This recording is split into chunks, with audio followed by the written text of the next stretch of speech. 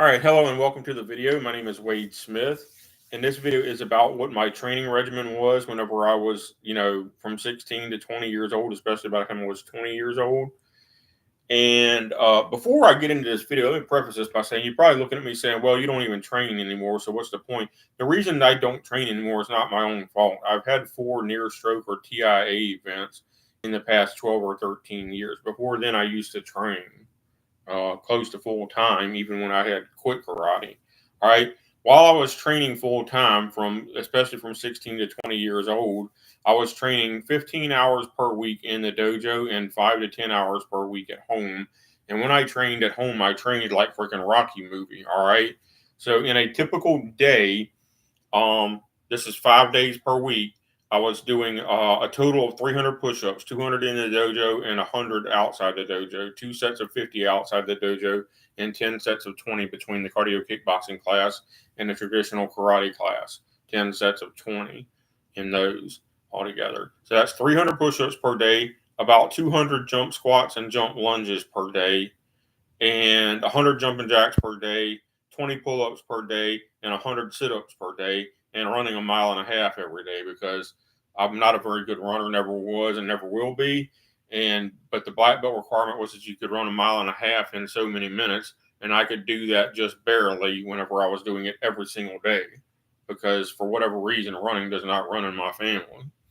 Um, Unfortunately for me, stroke syndrome and heart attack do run in my family, so I'm probably not going to live very long.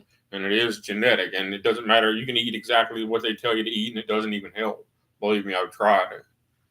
You'll drive yourself crazy trying to eat right, and it doesn't even help. Then you get 2 more strokes after you go on a diet for 2 years.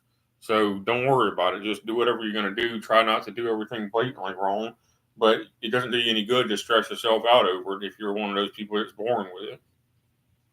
All right. So what this video is about, I'm telling you my exercise regime back then, and I'm not lying to you. And God Almighty is my witness. I used to be able to beat 2 second-degree black belts in a full contact 1-on-2 handicap match, with both of them attacking me full power, starting at about 90 degrees angle different from one another. And since they would say Hajime, and I had to get the smaller one in some kind of joint lock or wrist lock or headlock or whatever, and keep his body between myself and the bigger one to keep him off until I submitted the smaller one, throw him aside, and then beat the bigger guy, who was a second degree 235-pound black belt at the time. At the time, I was 185 pounds in the best shape of my life. And like I said, doing all the exercises I described, in addition to the basics and warm ups and stuff we did in the dojo. Like I said, I was doing an hour of cardio kickboxing before the traditional class, and then the traditional class was 2 hours long. About 30 minutes of that was warm up and new teaching of kata. 45 minutes to an hour of it was like bunkai and other self defense drills. And then 30 minutes of it was full contact sparring. All right. And by full contact, we did wear pads because we weren't trying to kill one another, but we were hitting one another. And the only rules were no eye gouge, no throat jab, and no biting. Everything else was allowed. In fact, you were encouraged to kick to the knees and groin. So when a higher belt rank fights a lower belt rank, they just punch them in the top of the headgear instead of punching them in the face because we don't want to beat one another up in class. But other than that, there was no rules. All right. Whereas you see point sparring, if you even manage to love tap somebody, they stop the point. Well, he got a point, or no, that didn't count because it didn't hit a vital target, or his technique wasn't clean enough, or whatever. Man, street fighting, as Sensei used to tell us this too, street fighting for self defense is 90% focused intent and then about 10% technique. And this is the guy sitting there teaching you a martial arts for self defense class. 90% of your effectiveness comes out of your focused intent. Are you actually doing it with the intention of injuring the other person? Because the only way you're going to win a street fight is to injure the other person. All right.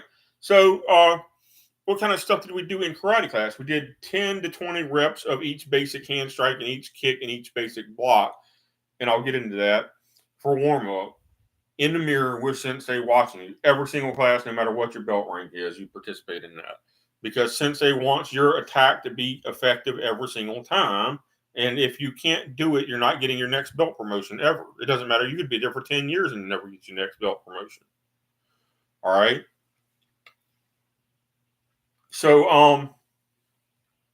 and that's the way it should be. A lot of people get stuck at light green, dark green, purple belt and never get another promotion for a year or 2 or 3 before they ever get the next belt promotion.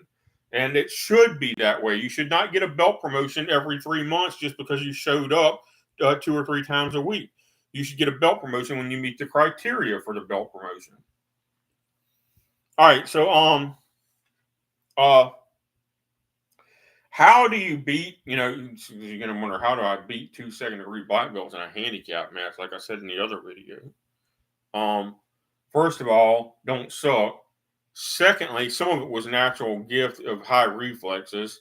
Third, I was working out about twice as much as the next closest person other than my sister in the class. My sister and I did everything together as far as showing up to class, doing our workouts. And then my sister, instead of doing karate at home, she was on the baseball team, the high school baseball team, and they did about as much exercise as anybody ever heard of. And so she was in much better shape than any of the women in the class, and I was in way better shape than any of the men in the class at the time, other than maybe Sensei himself. And so that's the first thing, is have the focused intent. The second thing is have the physical fitness to beat 2 black belts, which I had back then, and I can train you to do it if you'll listen.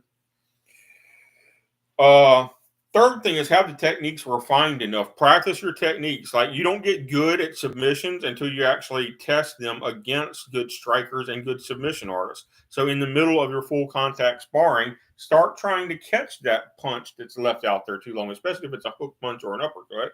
Those are the easiest to stop among what I call skilled punches. All right. Straight punches are pretty damn hard to catch. So don't expect to catch a straight punch out of the air.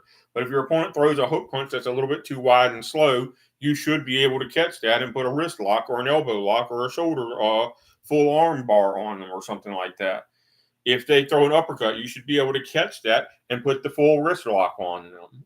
Because an uppercut, most people anyway, I'm not going to say everybody, but most people, including Mike Tyson, who was supposedly one of the best at this, I watched his videos, and he often loaded his uppercuts all the way down to his waist or below the waist before throwing them.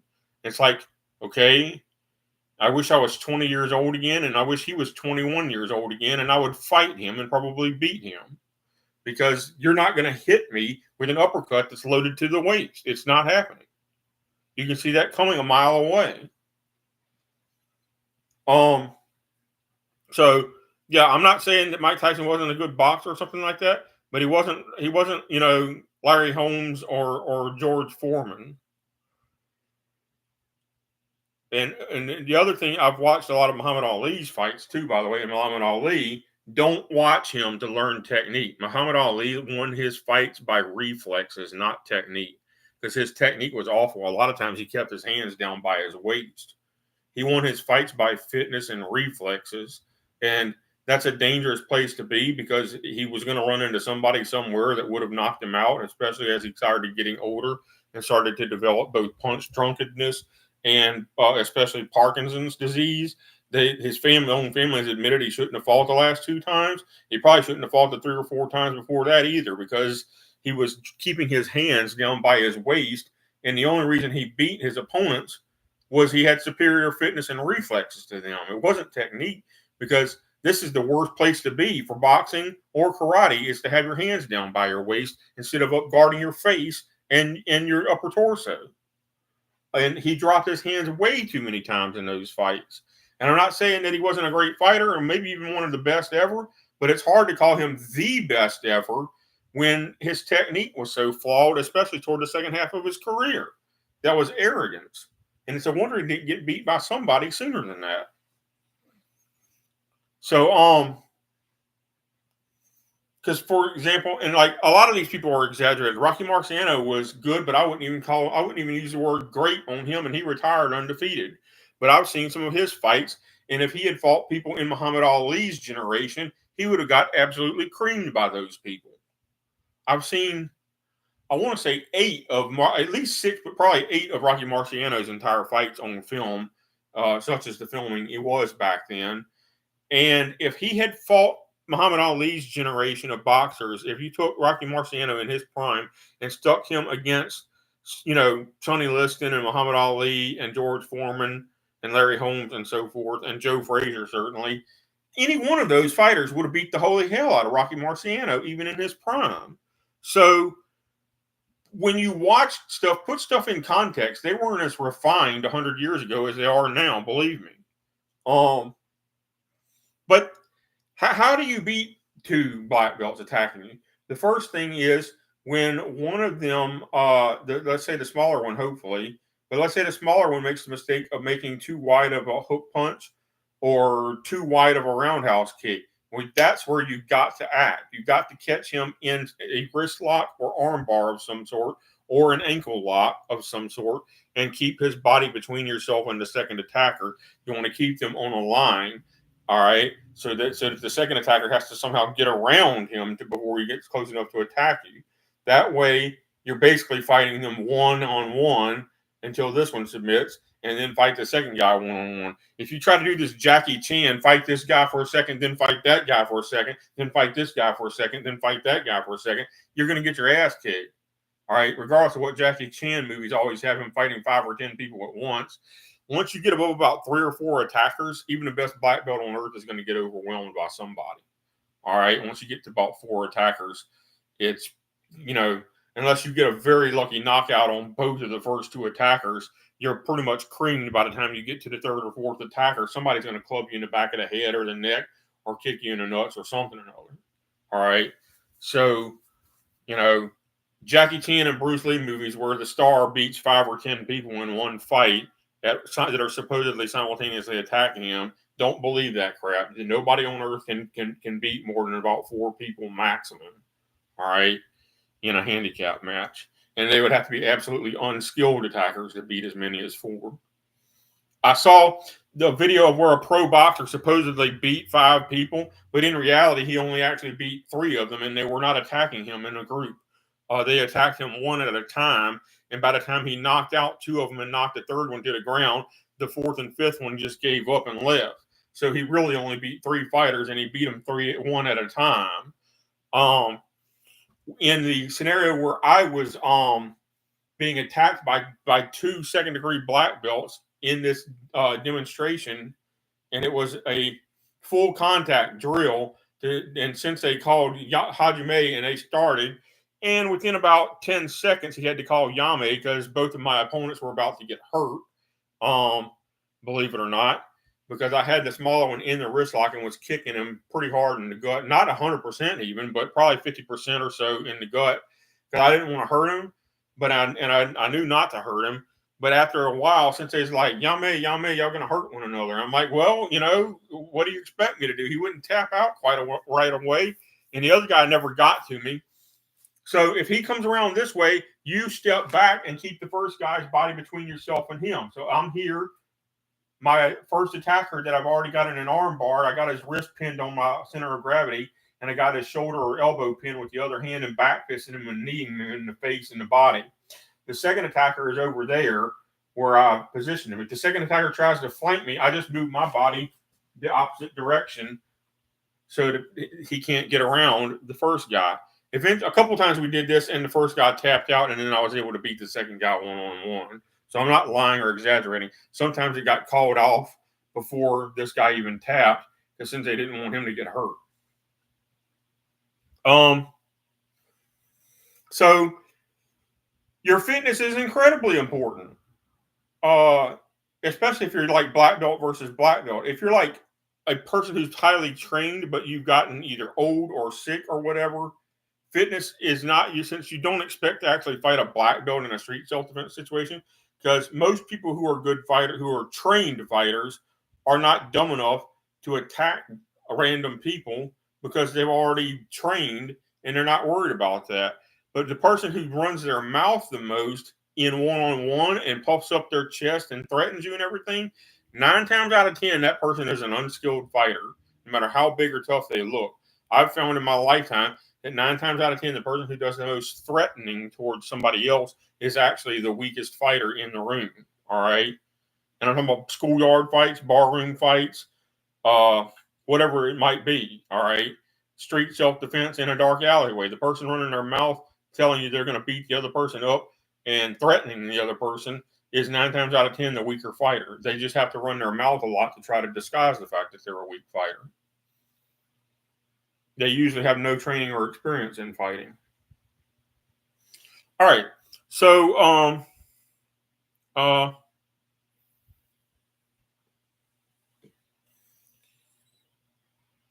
a good punch for a middleweight, which I was a middleweight at the time, 185 pounds. A good punch for a male middleweight is about 1,000 pounds, 1,000 foot-pounds. All right. When you punch a standing water bag, it should knock it plumb over and even cause it to cut a flip if you really punch it full power. All right, let's say we got a standing guard. We got our feet a little more than shoulder width apart. We got our torso turned 45-degree angle. We're guarding our face and our chin and our nose and our cheeks like so. All right. When you throw your good reverse punch, it's not just that your arm comes out or your shoulder comes out. All right. And this is how most styles throw a reverse punch with the horizontal twist punch. Understand? And most boxers do. Okinawan karate styles teach you to throw a vertical fist straight punch like Terrence Crawford and Noah Inoue use. All right. All right. So a good punch starts at the ball of your foot, goes through your hip. I'm torquing my hip and shoulder. See that? All right. It goes through your hip, into your hip and shoulder, from your hip and shoulder into the punch. It's a slightly leaning vertical fist straight punch. All right. And notice my thumb is up there, not down here. All right. My thumb is on top. All right. And so when you hit something like that, and you should be aiming 2 to 4 inches beyond the surface of the target. All right. You're not aiming at the target. You're aiming through the target to deliver maximum penetration and power. A middleweight, 185-pound man should be able to flip a 225-pound standing water bag completely over. I don't just mean knock it over. The thing should go airborne and cut a full cartwheel is how hard your best right cross should hit the thing. Your jab certainly isn't going to get hit that hard, but a good jab for a middleweight should be able to knock it over. But a good cross punch should cause a 225-pound standing water bag to cut a cartwheel. A good front thrust kick or front push kick, regardless of what anybody tells you, should be 4 times stronger than your best punch. And mine is actually 4 times stronger than Mike Tyson's best punch. Whenever I can still do this, even after I've suffered 4 strokes. All right. For whatever reason, it doesn't affect my legs as much as it affects my left arm or my right arm. My left arm is 50% dead now, by the way. All right. But a good front push kick or front thrust kick should hit with between 4,000 and 6,000 foot-pounds of torque. All right. And you want to be kicking about 6 to 12 inches beyond the surface of the target with the heel of your foot, not the ball of your foot, the heel of your foot. All right. That way you get full leverage. You won't get as much extension with the heel of the foot, but your legs will actually be allowed to act for a longer time period, and that builds up more momentum. All right. Similar principle to your punching. Did you know, all right, for example, that a palm heel actually hits harder than a punch, even though it's using a softer portion of the body? All right. The reason for this is a palm heel actually has to travel farther before the arm is fully extended to get maximum extension. Okay. So the palm heel actually gets to build up more momentum from your standing guard, or even if you're in a natural stance down by your hips at the start of a fight. Because one of your de-escalation techniques in fighting is to simply not allow the other person to know that you are a martial artist. If the other person thinks you're a martial artist, they're going to go, "Oh, you know karate, don't you? Oh, I'm going to show you that karate don't work." So then that's going to escalate the fight. So don't raise your hands to standing guard at the beginning of a street self-defense situation, because that's definitely going to turn it into a fight. So then we do, in fact, train at the start of a fight, our hands are down by our waist or down by our thighs, right? Because we're just in a normal, natural position. You can even, to de-escalate a fight, take a step back, leave your hands down by your side, maybe lift one hand. "Hey, God, don't want none of this. Don't want none of this." All right. If he advances again, now we defend ourselves. But one reason to verbally say that you don't want the fight is if there are bystanders around who are neutral, you want them to know that you're the one defending yourself, that the other person is being a pointless aggressor, and you're like, hey, I don't want any of this. Just take a step back. All right. Or you can raise both hands. Hey, I don't want to fight you. All right. The bystanders see that you're being defensive. The other person makes an attack. Now you got eyewitnesses when the cops show up that you did not start the fight. All right. So that's one de-escalation attempt that you should work on. But you're not going to sit here and debate not to fight with somebody. If they're going to fight you, it's going to happen within a few seconds and you're going to get hit. If you're sitting here jawing at them, debating them, don't be seen as the aggressor. Take a step back, raise a hand or two. I don't want anything to do with you. All right. If he throws a punch, now your hands are up. That's the advantage of taking a step back and raising your hands. Because raising your hands usually looks like surrender. Hey, I don't want to fight. But if you're not going to do that, keep your hands down by your side. The moment you do this and put up your dukes, you're going to look like the aggressor to everybody standing around, and they're going to swear to God that you started the fight, which you certainly don't want to happen. All right, so don't raise your standing guard until after the other person throws the first punch, if there's eyewitnesses. If there aren't eyewitnesses, do whatever the hell you want. Nobody's going to know the difference anyway.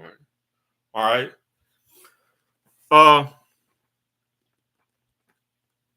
So, front wrist lock works. I don't care what anybody tells you. It's probably the single best submission in all of martial arts. I've tapped out second-degree Gracie black belts with it. I've tapped out second-degree Isshinryu black belts with it. And the only reason I haven't tapped out Shotokan black belts with it is that they don't allow it when you're sparring. The only thing you can do with them is point contact.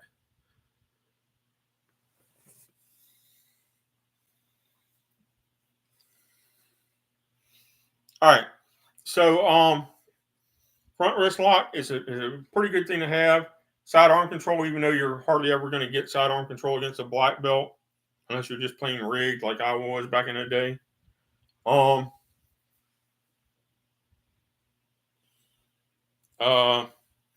Full wrist lock, again, if they uppercut, it's a perfect opportunity for you to block. All right, your standing guard is here. They're going to try to uppercut through this hole, but I can just block down like that, and the uppercut is ineffective. And then I have them in a full wrist lock right here by applying the other hand to their hand that's sticking under here and it has been blocked. You just immediately apply pressure, and you have them in a full wrist lock. And you can knee strike or kick or sweep or whatever you want to do, or elbow them in the face, or whatever. They're gonna get beat pretty fast once you get a full wrist lock on them. So you see, the whole boxing versus karate debate depends on a couple things. It depends on what moves you're allowing when you do the boxing versus karate demonstration. Because I always laugh and say, why do they always pick an incompetent karate fighter when they do boxing versus karate?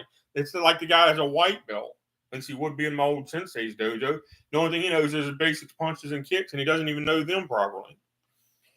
So, are submissions allowed? Because real karate is always taught with Japanese jiu-jitsu.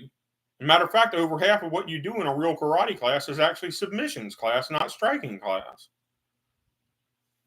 That's why I say, if you put me in my prime against a pro boxer and it was a karate versus boxing demonstration, I'm going to beat them every single time. I don't care if it was Mike Tyson or Riddick Bowe or who it was, because I'm going to kick them from distance for one thing, and they don't practice kicks. And if it closes the distance, I'm going to get them in an arm bar or a wrist lock or something like that.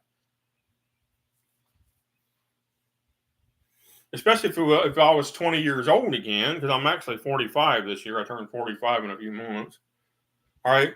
So, if I was 20 years old again, against any of those boxers' primes, like middleweights, MMA middleweights, all the way up to MMA heavyweight weight class, in other words, 185 pound plus, I'd beat them. If it's boxing rules versus karate rules, I'd absolutely beat them 100% of the time. And I do that either with some combination of kicks to set up my other strikes, or some combination of kicks just to control range until I figure out the best way to submit them. Bait them into making a mistake that doesn't matter in boxing, but that does matter in full contact. Because in boxing, virtually no clinching is allowed, and certainly no submissions are allowed. At least you're not supposed to get away with clinching. Whereas in the karate dojo I trained in, half of our training was how to help control your opponent in a clinch or how to get out of your opponent's clinch. We did about 10% ground game. Maybe we should have done more like 30% ground game, even though we were training for street self-defense, not sport wrestling. All right. That's another thing. BJJ is fine for sports. It's even fine for MMA because they ban most of the karate moves to counter it.